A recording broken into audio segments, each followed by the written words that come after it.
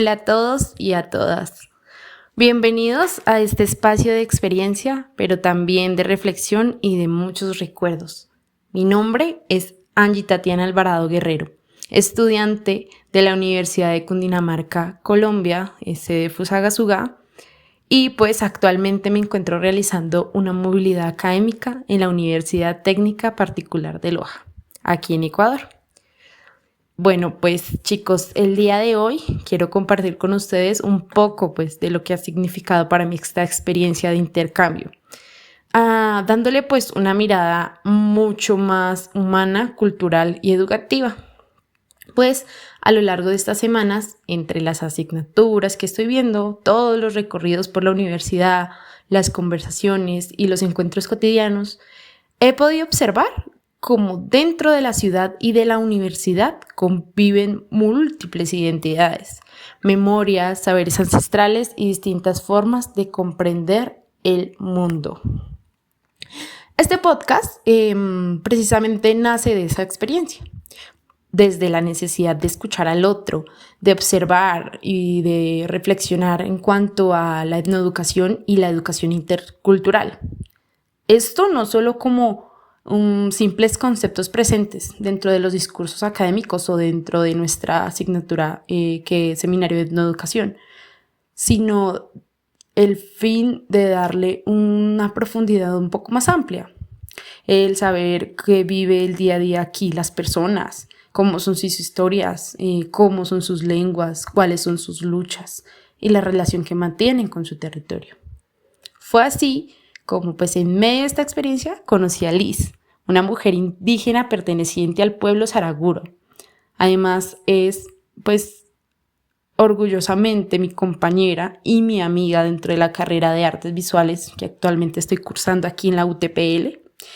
Pues ella, a través de distintas conversaciones que hemos podido compartir desde que nos conocimos, he podido acercarme un poquito más a temas relacionados con la identidad cultural, la memoria ancestral, la educación y los desafíos que actualmente viven muchas comunidades indígenas dentro de espacios modernos y universitarios.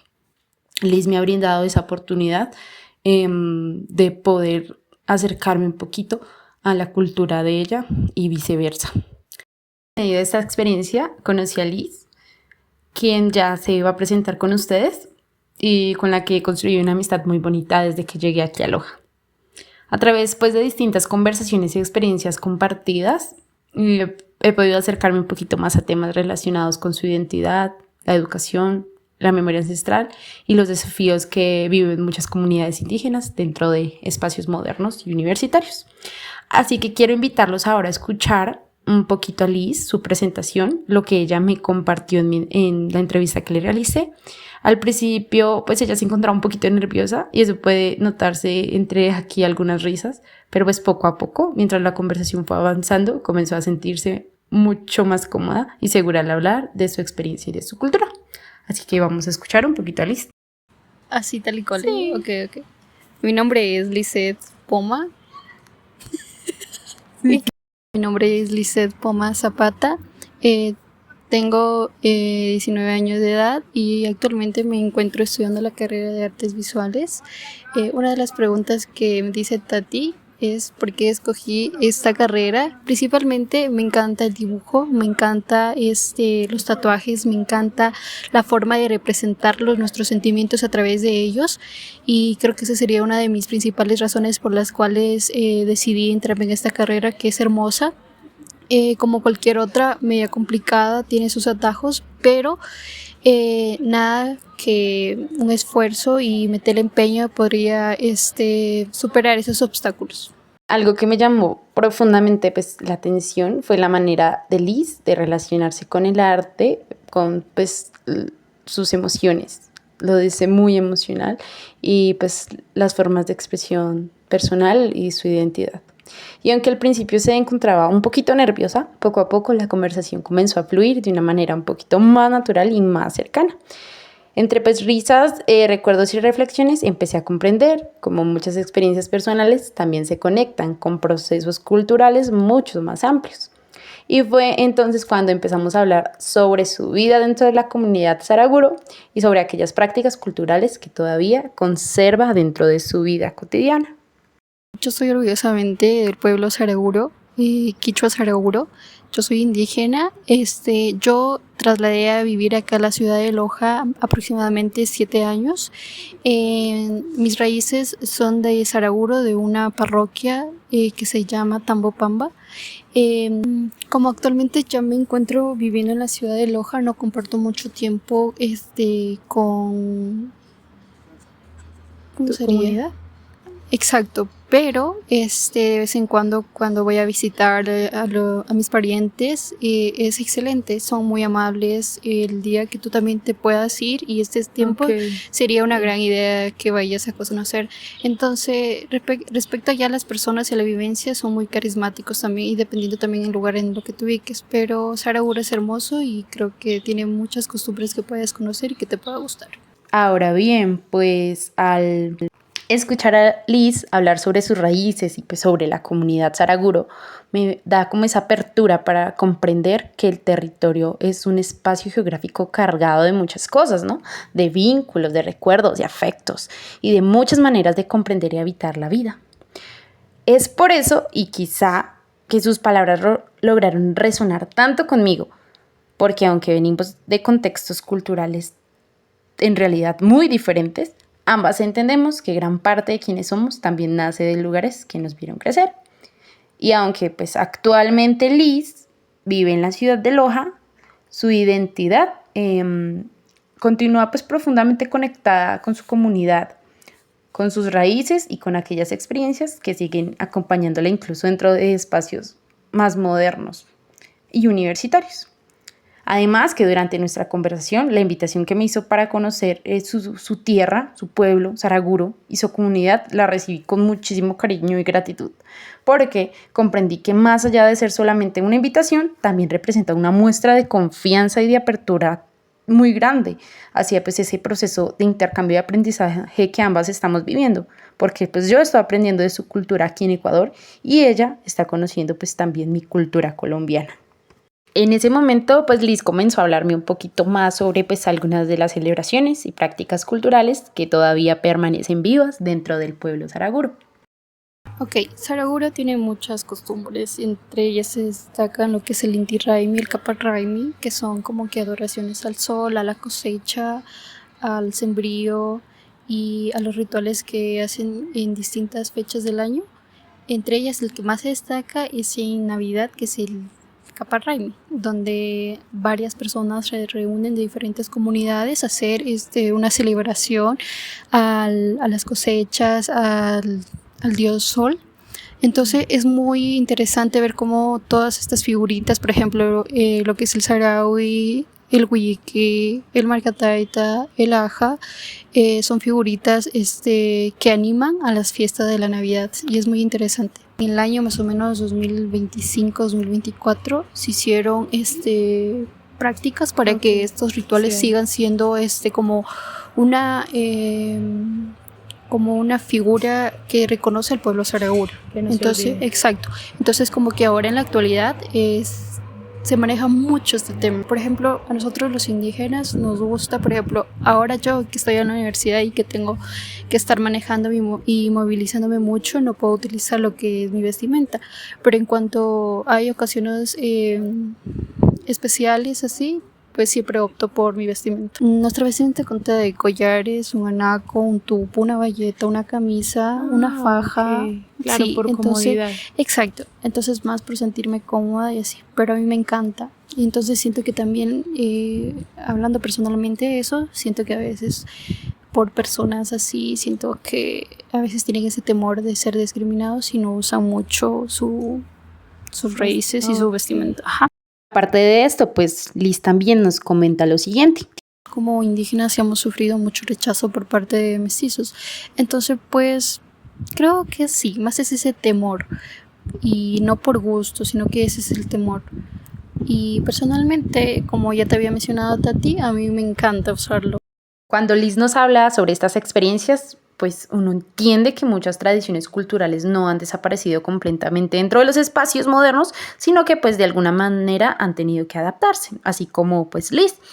Y aunque actualmente, como ella misma menciona, existen muchos más discursos sobre diversidad, inclusión e interculturalidad, pero esto es lo polémico, que todavía persisten esas miradas sociales que juzgan o generan incomodidad, miedo y presión frente a aquellas personas que visibilizan con mayor fuerza pues, su identidad cultural. Entonces, esto inevitablemente pone sobre la mesa una pregunta muy importante. ¿Realmente hemos superado las formas de discriminación hacia los pueblos indígenas? ¿O simplemente las hemos transformado en dinámicas más silenciosas y modernas? Aquí Liz opina de una manera breve pero reflexiva y nos dice lo siguiente. Sí sentí ese miedo al principio, pero luego dije, ¿por qué sentirlo miedo si yo pertenezco y debo sentirme orgullosa de la cultura donde vengo? Pues aquí lo más significativo de escuchar a Liz es pues, ver que ese miedo ella lo comienza a transformar en algo completamente distinto y es el orgullo. Orgullo de su propia identidad, por sus raíces y por la cultura de donde ella viene. Y justo ahí pues veo que la educación también juega un papel bien importante dentro de la preservación cultural y de la memoria de los pueblos. Y es acá cuando pues decidí preguntarle a Liz cómo percibe ella la relación entre la universidad, los conocimientos ancestrales y las culturas indígenas. Entonces vamos a escucharla. Uy, demasiado. Especialmente ahora en la carrera que estamos viendo de artes visuales, en la materia de historia y de las demás cerámicas, nos ayudan a reconocer estos valores ancestrales de nuestros pueblos indígenas que han venido en la trascendencia. Aquí hay diferentes culturas como el shuar, el afroamericano, que no se ve mucho, pero sí hay, sí está presente. Okay. Exacto. ¿Y de qué manera puedo recomendar que se vaya llevando? Así como lo habías mencionado, que se hagan vinculaciones con las culturas, que no se vayan perdiendo y que la universidad se acople a ellas. Es que aquí lo que dice Liz es bien importante, porque la universidad sí reconoce ciertos conocimientos ancestrales y esto me llevó a reflexionar profundamente sobre el papel que tiene el arte y la educación de nuestra sociedad. Porque muchas veces pensamos pues que el arte únicamente es como algo estético o decorativo, cuando en realidad pues también es una herramienta política, crítica y profundamente humana, y eso es lo que nos han enseñado a lo largo de este ciclo. Y precisamente pues dentro de estos espacios como artes visuales he podido analizar o ver, no sé, que trabajar con la cerámica, el barro y los símbolos culturales no solamente como implica crear objetos artísticos y ya, sino que también rescata historias, conocimientos y prácticas que durante mucho tiempo pues han intentado de ser invisibilizadas o desplazadas por modelos muchos más occidentales y homogéneos. Es por eso que me parece tan preciosas estas prácticas ancestrales, porque, como lo dice Liz, pueden adaptarse y permanecer vivas también dentro de los espacios académicos, porque permiten que nuevas generaciones vuelvan a conectarse con formas distintas de comprender el territorio, e incluso un extranjero entender la historia. Y justamente ahí, pues aparece algo que me parece muy importante reconocer, y es que el arte también incomoda, cuestiona y genera reflexión. También quiero hablar de la clase de Historia y Culturas Originarias, en donde el profesor nos comentaba que las expresiones artísticas, culturales y sociales pues han intentado ser silenciadas, especialmente cuando denuncian alguna desigualdad.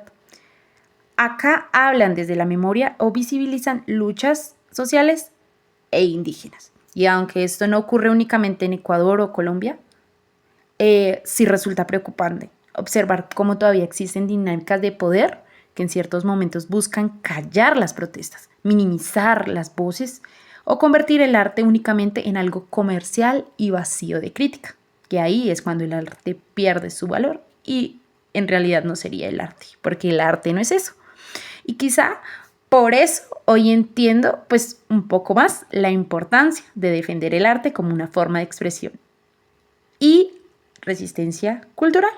Y de aquí también vamos a hablar un poquito de los paros que se viven acá en Ecuador y las resistencias indígenas, por supuesto.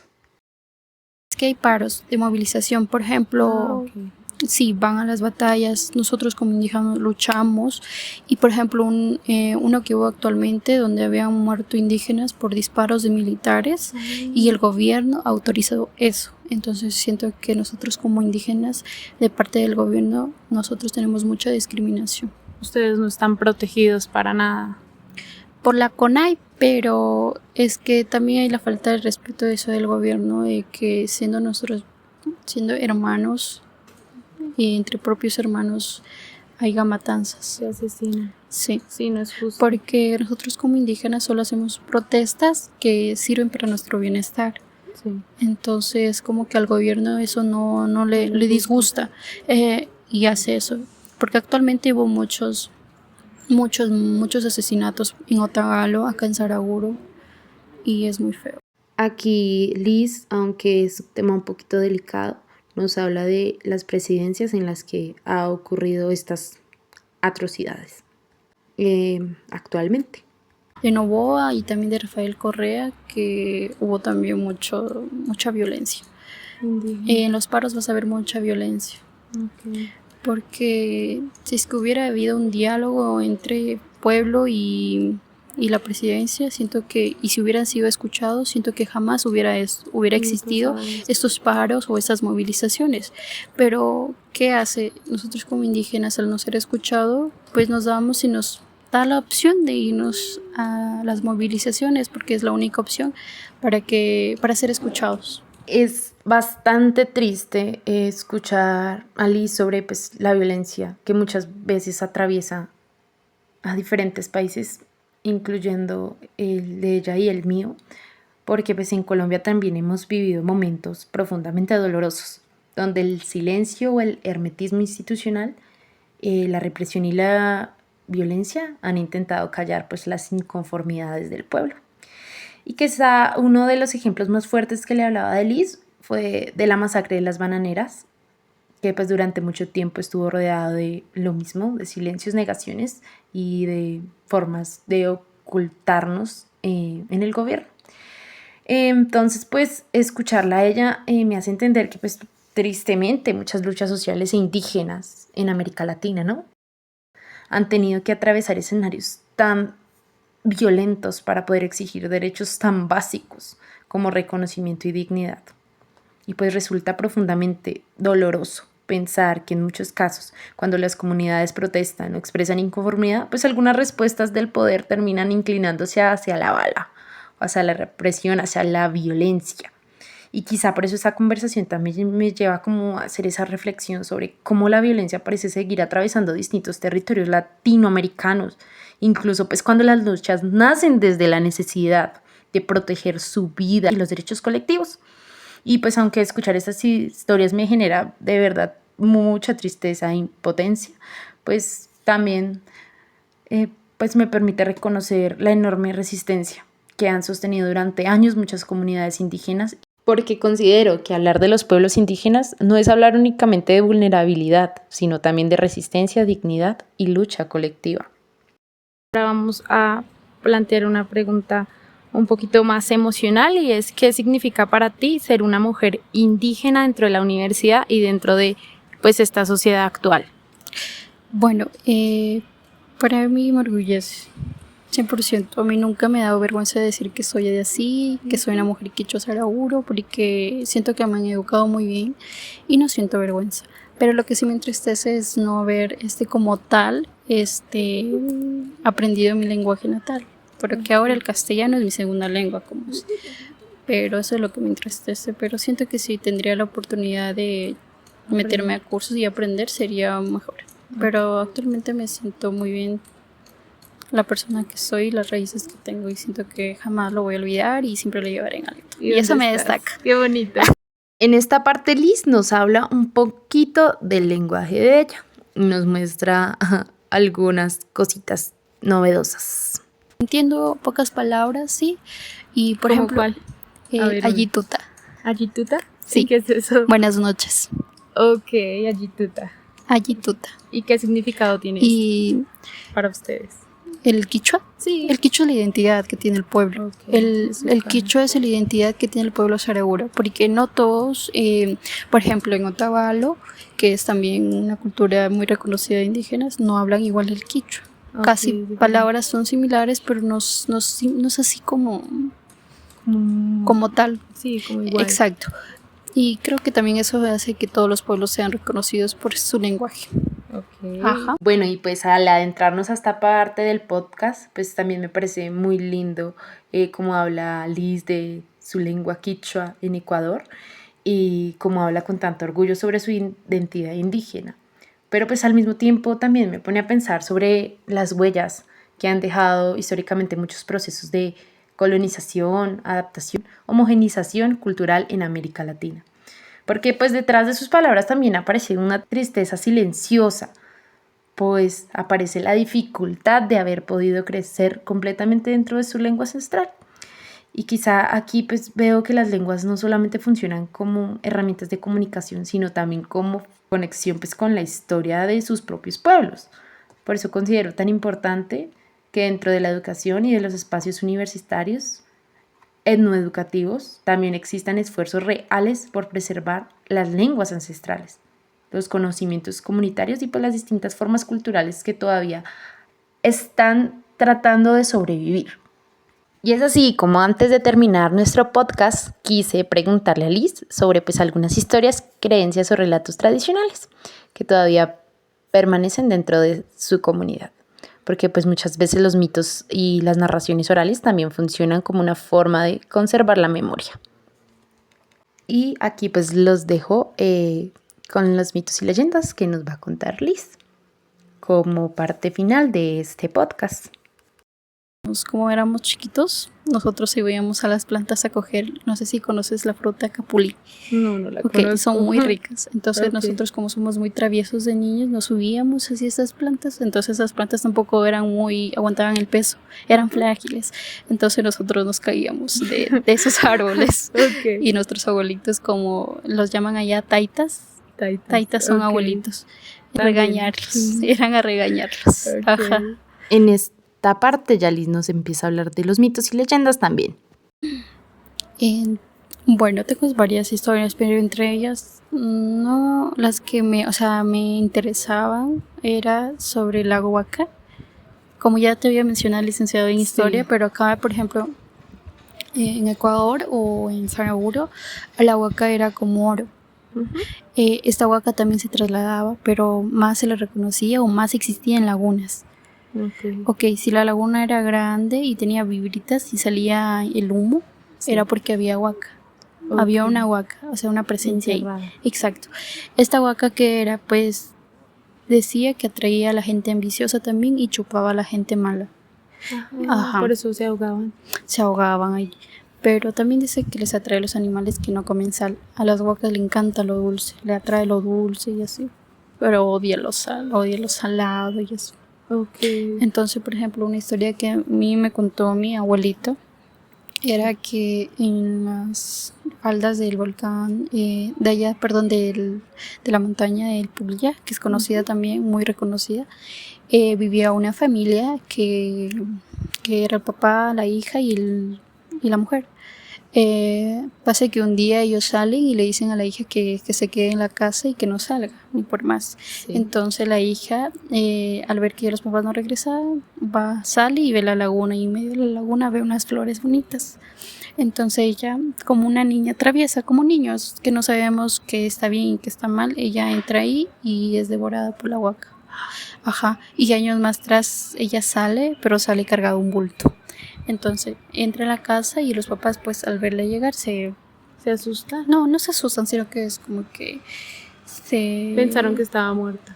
Exacto, pero al verla es como que se pusieron felices. Entonces la hija solo los advirtió algo. Dijo, en el momento que ustedes destapan ese bulto, yo me voy y nunca volveré. La huaca. Exacto, la huaca, que era oro. Sí. Y decían que era una serpiente, pero en oro, bañada en oro. Entonces dice que una vez la hija salió a coger leña y dice que los papás, por ambiciosos, no o curiosos, muy curiosos, al ver que era ese bulto que traía y que la hija no les dejaba ver, entonces ellos destapan y ven que era. Entonces al regresar la hija se da cuenta. Se da cuenta enseguida y ella se va, porque ella ya les había advertido de que no destapen eso. O sea, que no volvió nunca más. Y decía que volvió a la laguna y cuando los papás pasaban por ahí, dice que escuchaba cómo los llamaba y así. Porque hay muchas historias, pero dice que la huaca, dentro de las lagunas, especialmente donde están ellas, dice que hay vida. Hay risas, felicidad, que ahí no hay la ambición, no existe. Hay alegría. Ok, qué bonito. Está muy bonito. Pero también como hay huacas buenas, hay huacas También hay malas. huacas malas. Sí. O sea, hay que tener cuidado en lo que uno encuentra. Claro, o sea, allá en las comunidades hay huacas, sí, y hay huacas buenas y malas. Y mi otra historia que me contaba era en una comunidad llamada Doña Capa, que ahora es un lugar turístico. Ahí había existido una laguna y que cuando los ganaderos iban, dice que la huaca le perseguía. Era como que el lago se levantaba y le seguía. Sí. ¿Y eso dónde es? En Saraguro. ¿En Saraguro? Sí. Todas estas historias Todas son en Saraguro, Okay. pero en diferentes comunidades Bien. que pertenecen al cantón. Bien, y finalmente pues Liz termina dándonos una reflexión final acá para todos nosotros. Que si tendría la oportunidad de poder participar en proyectos que beneficien a la identidad indígena, siento que lo haría y lo haría con todo el entusiasmo de poder también llevar un poquito de mi cultura a diferentes partes. Ok, listo, Liz, eso es todo. Muchas gracias. Y si te sientes tal vez en la oportunidad de conocer mi pueblo, sería que Saraguro siempre va a estar abierto. Ay, tan linda, yo voy a ir. Gracias, Liz. Bueno, y es así como terminó mi charla con Liz y lo plasmo también en este podcast para pues, ver que quizás una de las cosas más valiosas de hablar con Liz es comprender que las culturas ancestrales siguen profundamente vivas. No solo en las festividades o en la vestimenta o en las lenguas, sino también en las historias, en la memoria y en la manera que muchas comunidades continúan relacionándose con su territorio y con la vida. Y es que yo la escuchaba encantada, me gustaron muchos los mitos y las leyendas que tienen allá y todo lo que me contó Liz. Y pues me llevo de Ecuador, pues no solo aprendizajes académicos, sino también estos recuerdos, estas reflexiones y estas experiencias humanas, porque pues me permiten ver que no existe una única manera de comprender el conocimiento, la verdad, la memoria, la realidad, como sea, sino que en medio de todo también me queda la certeza de que mientras existan personas como Liz, que continúan hablando con orgullo sobre sus raíces, sus luchas y sus memorias, muchas culturas seguirán resistiendo el olvido.